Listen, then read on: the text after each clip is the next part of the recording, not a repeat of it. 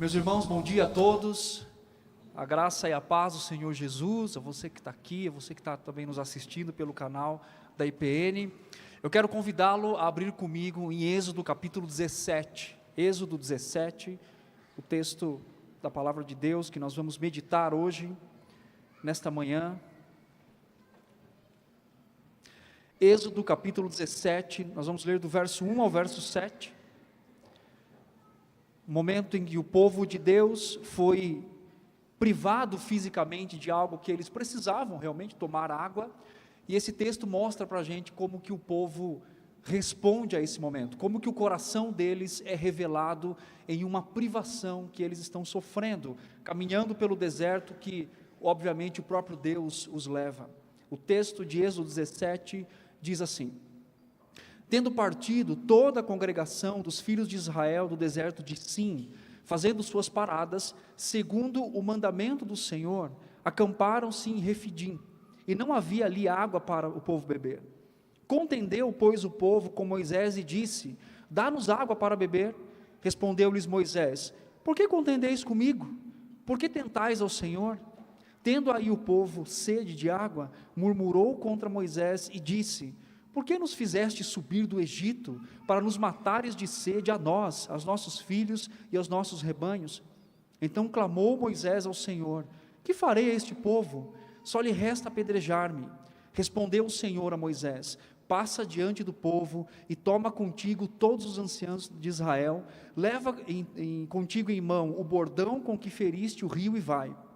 Eis que estarei ali diante de ti sobre a rocha em Horebe, ferirás a rocha e dela sairá água, e o povo beberá.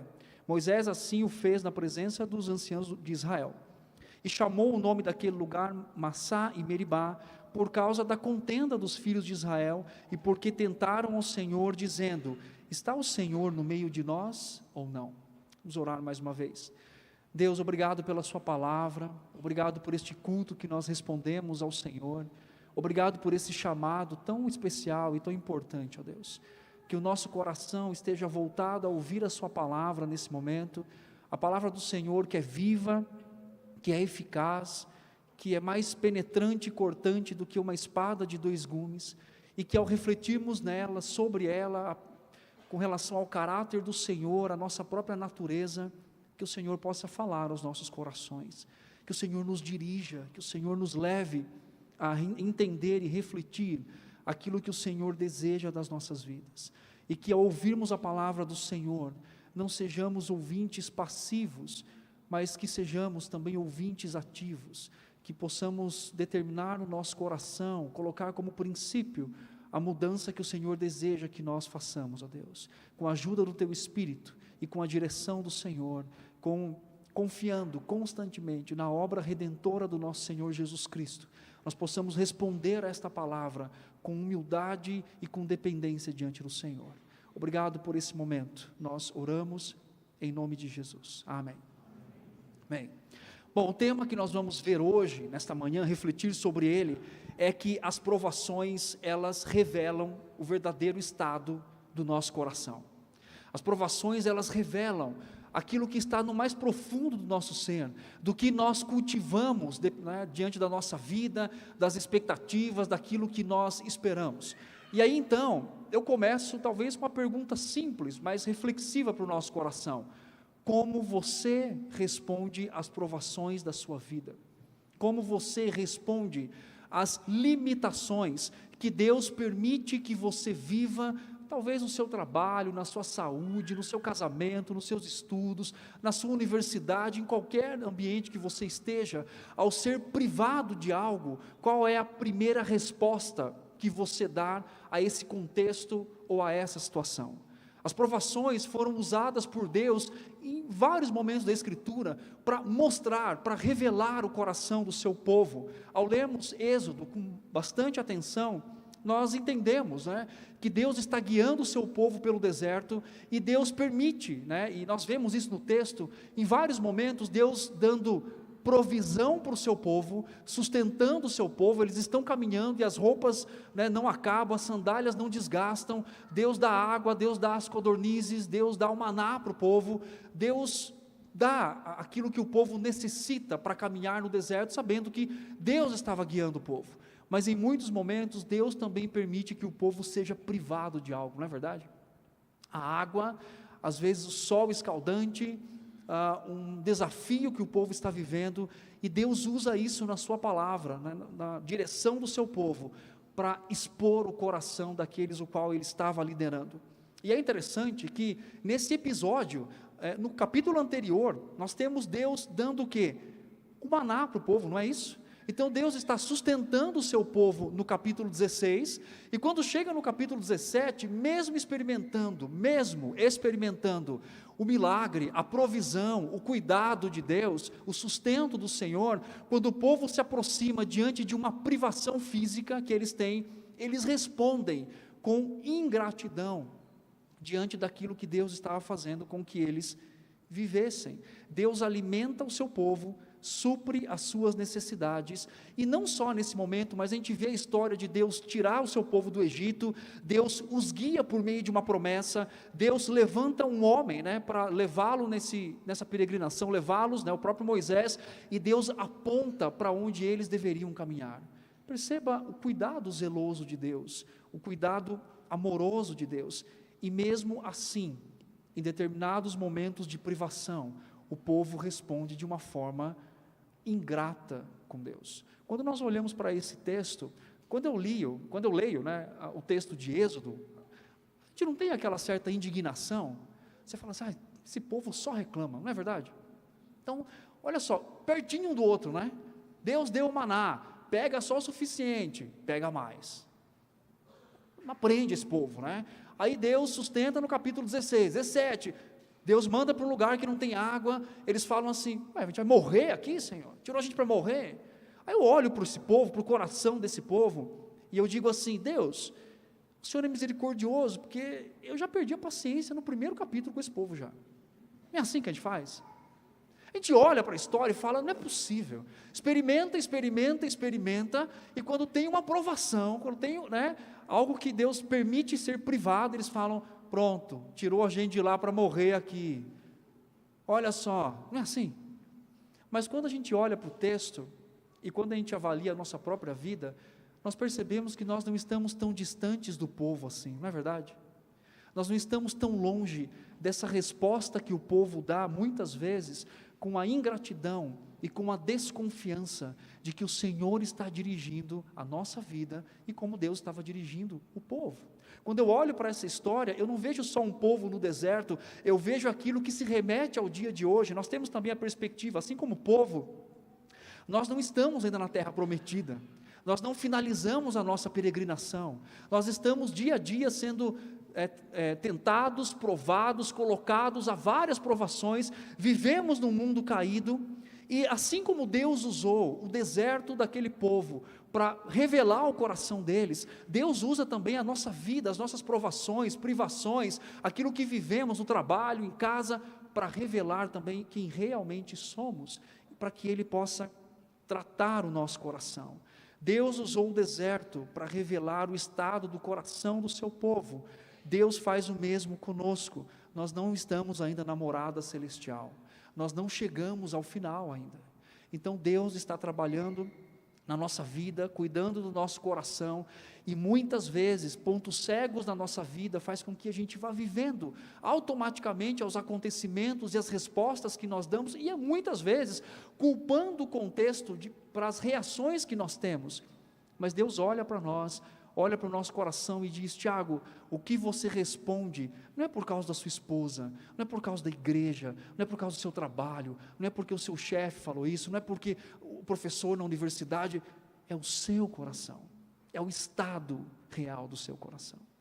Deus amorosamente faz com que eu tire os meus olhos do contexto que eu estou vivendo, para olhar para o meu coração, e olhar para Cristo, e nele fazer uma avaliação sincera e verdadeira, de quem realmente eu estou sendo, no mundo e no deserto que Deus tem permitido viver. É claro que nenhum de nós queremos passar por provações aqui. Se eu fizer uma pesquisa, quem quer passar por provação, por privações? Todos nós aqui não vamos levantar as mãos, e não é para levantar mesmo, porque isso não é o que nós devemos realmente desejar. mas ao mesmo tempo, não é algo que nós podemos completamente negligenciar. Deus usa todo o nosso contexto para forjar o caráter do seu Filho no nosso coração, para revelar a nossa vida. E então esse texto mostra o coração do povo, e esse texto tem basicamente 3 lições que eu quero compartilhar com vocês, mostrando que as provações revelam o estado do nosso coração, mas ao mesmo tempo aponta para uma esperança de olharmos para aquele que é suficiente para nós, que é o nosso Senhor Jesus Cristo. A primeira lição que nós temos do coração desse povo revelado, quando eles sofrem uma privação, é que eles demonstram descrença de que Deus está guiando o povo, ou de que Deus está os guiando. Olha só o versículo 1, tendo partido toda a congregação dos filhos de Israel no deserto de Sim, fazendo suas paradas segundo o mandamento do Senhor, acamparam-se em Refidim, e não havia ali água para o povo beber. Então, qual que é o contexto aqui? Eles estão caminhando no deserto, eles se aproximam de um lugar que não tinha água. E é interessante, em todo o texto de Êxodo, é que a trajetória do povo é determinada pelo padrão divino. O povo não está caminhando no deserto ao léu, para que eles cheguem no lugar, ou Deus não deu na mão de Moisés um mapa para falar assim, essa é a rota, e vocês vão chegar lá. Note que toda a forma como Deus dirige o povo é dentro do seu padrão divino, o mandamento do Senhor. Na verdade, aqui o texto hebraico fala mandamento do Senhor, a ideia é a voz que sai da boca do Senhor, mas Deus guiava o povo por meio de uma coluna, lembram disso? Que levava o povo. Então, o povo não chegava em algum lugar, se não fosse efetivamente pelo mandamento do Senhor, pela direção específica do Senhor. O povo não estava autoguiado, ou nem mesmo Moisés com toda a autoridade para levar o povo onde ele queria. Deus estava indo adiante do seu povo e guiando. Tem até um momento, que Deus fala assim, eu não vou mais com esse povo é rebelde. Aí Moisés fala assim, se o Senhor não for, eu também não posso ir. Aí Deus fala, vou mandar um anjo. Não, Senhor, é o Senhor que tem que estar ali, é o Senhor que tem que guiar o povo. Então note que o padrão de onde eles paravam, de onde eles estavam, isso é importante entender, era o próprio Deus que estava guiando o seu povo. E ao chegarem no lugar que não tinha água, não foi o acaso, foi Deus conduzindo o seu povo a um estado de provação, para revelar e provar os seus corações. Na verdade, isso não é incomum nas Escrituras. Quando nós lemos a história de Moisés, Deus pede para para Abraão levar o seu filho, Isaque, para ser sacrificado. Lembram disso? Deus aponta, Deus dirige. A vida de José também não é diferente. Deus guia toda a vida de José, e quando chega lá no capítulo 45, 46 de Gênesis, José fala assim, Deus me enviou adiante de vós para vos preservar a vida. Deus guia o seu próprio filho, após ser batizado por João Batista, ao deserto, para ser o quê? Tentado. Então note que esse estado de provação, o lugar onde eles estavam, não era incomum para o fato de que Deus dirige o seu povo. Ou seja, Deus nos guia por caminhos que às vezes a gente nem imagina. Nós pensamos sempre que as bonanças que recebemos e o estado de louvor em que nós vivemos graças a Deus, nós estamos aqui, com boa saúde, com uma boa estabilidade financeira, com uma boa família, com bons filhos, e temos uma lista enorme. Mas percebe que quando nós enfrentamos diversidades, às vezes há uma dificuldade no nosso coração de reconhecer que Deus dirige também a nossa vida em estados como esse. É claro que nós devemos orar e clamar a Deus para sairmos disso, a gente vai ver isso depois, mas perceber e entender que Deus nos dirige, inclusive em momentos assim, traz confiança no nosso coração. Note que o povo responde da seguinte forma, por que o Senhor por que tirou a gente de lá? Eles não oram, eles não consideram a direção de Deus, eles não entendem que Deus estava diante, que Deus permitiu que eles parassem ali, mas eles olham para Moisés e falam, não acredito que você tirou a gente para morrer aqui, para ficar aqui ao léu. Olha como eles dizem, contendeu. Percebe que o nível da reclamação não era uma dúvida piedosa, era uma queixa incrédula. Porque existe a diferença entre chegarmos para Deus e dizer, Senhor, não estou compreendendo muitas coisas, Me dê graça para compreender, entender, e eu quero clamar ao Senhor para receber a direção do Senhor e confiar no estado que o Senhor tem me permitido viver. Isso é uma dúvida piedosa, ou na verdade uma queixa piedosa. Vários textos na Bíblia nós temos isso, mas a resposta do povo é contender, é reclamar, é murmurar pelo estado que eles estão vivendo naquele momento, não reconhecendo que o próprio Deus os havia dirigido. E é interessante que isso também é incorporado para o nosso coração. Problemas no trabalho, no casamento, na faculdade, uma doença, um desemprego, qualquer dificuldade. É claro que nós não vamos agradecer de uma forma, no sentido de Deus, obrigado por isso, mas Paulo nos lembra que nós agradecemos por causa de Cristo ter nos permitido passar por tribulações e sofrimentos, para que nós sejamos então conformados à sua imagem e ao seu caráter.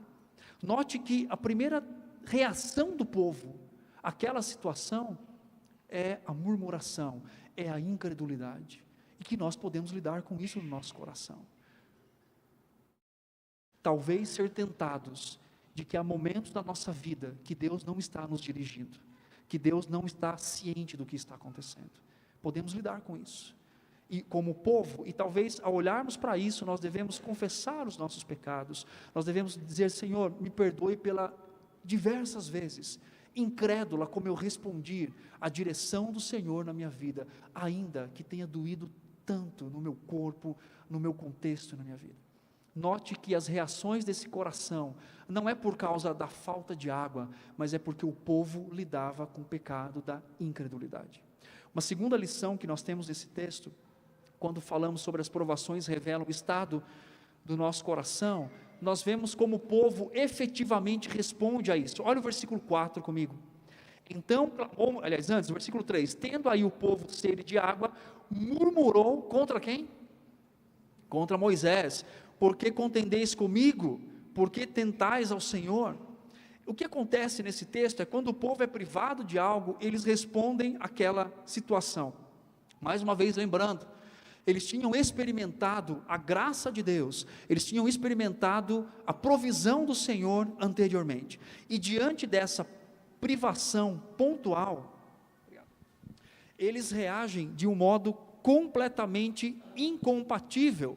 E isso é interessante, né? Como que nós facilmente nos esquecemos da provisão de Deus, como facilmente nós esquecemos aquilo que Deus tem nos dado diariamente, e somos tendenciosos a reclamar e a murmurar. A reação clara e direta do povo foi: eles julgam Moisés, eles contendem com Moisés, eles querem apedrejar Moisés, e o texto hebraico aqui traz a ideia de que eles não só estão reclamando, mas eles estão querendo ser juízes sobre Moisés e sobre a direção do próprio Deus, e nós podemos ser tentados a isso, a julgar a ação de Deus e a direção na nossa vida. Perceba que o texto mostra que eles confiavam muito mais na provisão humana do que na provisão de Deus, porque eles chegam para Moisés e falam assim: dá-nos água. O texto hebraico aqui é um imperativo, faz alguma coisa, você não tirou a gente de lá? A resposta do nosso coração às provações podem ser que muitas vezes nós buscamos primariamente socorro humano, ao invés de buscar o socorro divino. Colocamos todas as possibilidades na nossa frente. Nós gostamos disso, não gostamos? Quando a gente vai resolver um problema, e a gente tem que fazer isso em certo nível, nós colocamos possibilidades, possíveis respostas. Nós gostamos de planejar, só que, e devemos fazer isso, isso não é antibíblico, mas nós esquecemos que não temos a soberania da direção na nossa vida. Nós planejamos ter saúde a vida toda, não é isso? Planejamos ter as melhores notas na universidade, planejamos a nossa carreira profissional, planejamos as famílias, como teremos filhos, quando teremos filhos, planejamos. Veja bem, planejar não é pecado, mas Tiago nos lembra que o nosso planejamento não deve estar à parte da soberania, de uma frase simples, mas tão impactante: se Deus quiser, Ele é o dono de todas as coisas. E note que o povo busca Moisés como seu recurso final, como aquele que iria prover, faz alguma coisa, e não buscam a Deus, e não clamam a Deus naquela situação. E eles fazem uma coisa ainda pior, além de não fazerem isso, eles murmuram, eles demonstram um coração ingrato diante daquilo, a ponto deles olharem para o passado deles, passado recente, tinham saído há pouco tempo do Egito, a ponto deles dizerem assim: lá no Egito estava melhor, lá a gente tinha coisas para comer e para beber. Note a profundidade da ingratidão do coração do povo, de dizer que estar no Egito é melhor do que estar ali passando por aquela privação, lembrando que eles estavam como escravos, trabalhando além das suas forças, abaixo de castigo e chicotes, e mesmo assim, a ingratidão faz com que eles desejem estar longe dali, e não na direção do Senhor. Uma observação aqui no texto é que Moisés responde com mansidão aqui, ele está um pouco mais maduro nesse sentido, né? E a pergunta que nós devemos fazer é: apesar de vermos todos os dias a bondade de Deus, ainda somos capazes de murmurar, reclamar e querer ser juiz sobre a própria decisão soberana do nosso Deus? O que realmente nos dá alegria verdadeira? Será que eu condiciono a minha adoração e descanso em Deus em coisas que eu tenho, em momentos de alegria que eu vivo, ou independente, eu continuo adorando a Deus, mesmo passando por privações, porque eu agradeço por causa do seu caráter, da sua bondade, da sua providência e da sua fidelidade, em guiar fielmente o seu povo? Qual é o fundamento de uma vida piedosa? As respostas que nós damos quando sofremos as privações revelam o estado do nosso coração. E se estamos murmurando, isso revela que somos ingratos, muitas vezes, por aquilo que Deus tem feito. Quais têm sido as suas respostas diante das privações que Deus tem permitido você ter? A última lição desse texto, sobre as provações revelam o estado do nosso coração, nós vemos a misericórdia de Deus diante da revelação do coração do povo. Não sei se você, mas quando eu leio esse texto e quando eu reflito nisso, eu fico muito envergonhado. Eu olho para várias respostas que eu dou diante de situações que eu vivo, na minha família, no trabalho, na igreja, nos meus estudos, enfim, na minha vida de devoção a Deus. Eu reconheço que eu falho constantemente em responder com um coração contrário do que esse povo respondeu.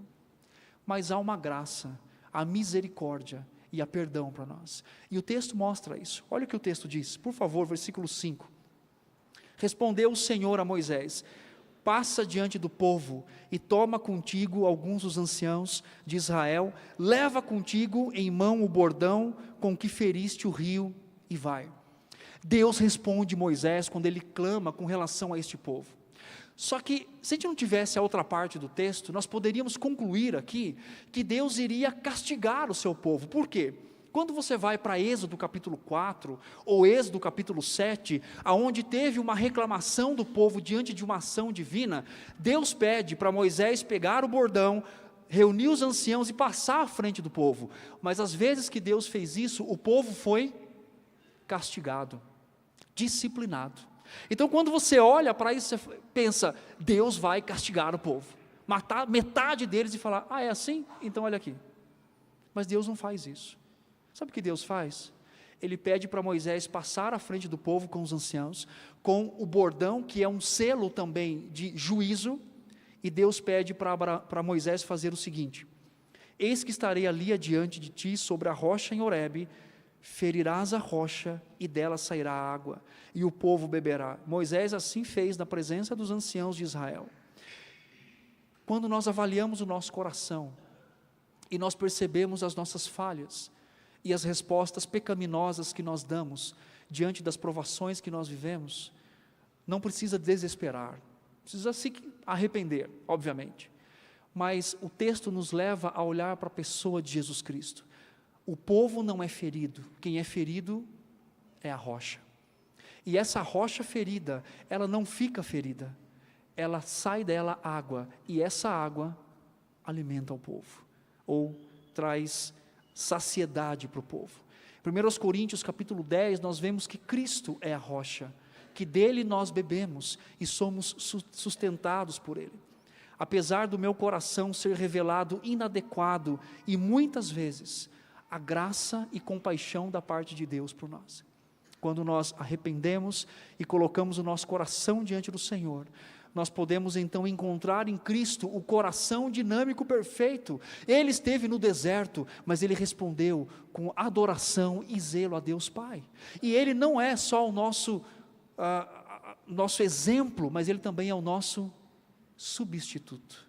Quando olhamos para nós e vemos pecados, falhas, pequenez, limitações, nós devemos olhar para o nosso Senhor Jesus e dele dizer e pedir: Senhor, ajuda-me a ter um coração como o do Senhor, a responder amorosamente e biblicamente aquilo que o Senhor tem nos permitido viver ainda aqui nesse mundo, e que o nosso deserto, o tempo que nós passarmos aqui, seja para honrar e glorificar o nome do Senhor.